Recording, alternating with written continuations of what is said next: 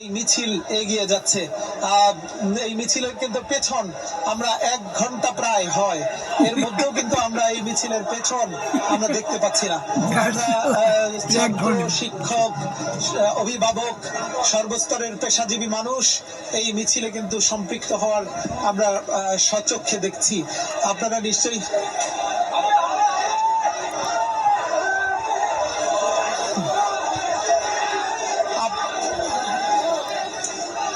নিশ্চয়ই জানেন যে বাংলাদেশ সেনাবাহিনীর প্রধান তিনি এই পরিস্থিতিতে জেনারেল ওয়াকারুজ্জামান এই পরিস্থিতিতে জাতির উদ্দেশ্যে ভাষণের জন্য 2টায় সময় নির্ধারণ করা ছিল, সেটি কিন্তু পিছিয়ে 3টায় করা হয়েছে। বাংলাদেশের সেনাবাহিনীর পক্ষ থেকে আইএসপিআর বিজ্ঞপ্তি দিয়ে যেটি বারবার বলেছেন, সবাইকে ধৈর্য ধরার আহ্বান জানিয়েছেন। সেই ধৈর্য ধারণের আহ্বানের পর কিন্তু আমরা শান্তিপূর্ণ এই মিছিল আমরা দেখতে পাচ্ছি। আপনারা নিশ্চয়ই দেখছেন জাতীয় পতাকা হাতে হাতে সর্বস্তরের মানুষ এগিয়ে যাচ্ছে।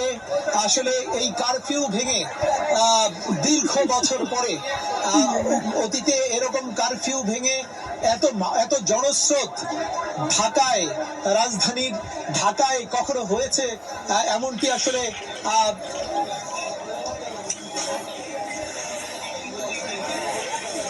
আপনারা নিশ্চয়ই জানেন। ছাত্রদের এই মার্চ টু ঢাকা কর্মসূচি এটি 6 আগস্টে ছিল, সেটি একদিন আগে এগিয়ে আনা হয়েছে, অর্থাৎ আজকে হচ্ছে।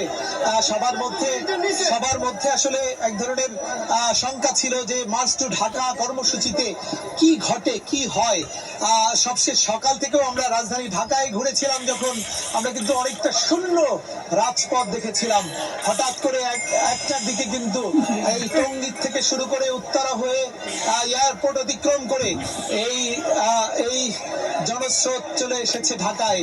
ইতিমধ্যেই হয়তো সেটি ফার্মগেট পর্যন্ত পৌঁছে গেছে।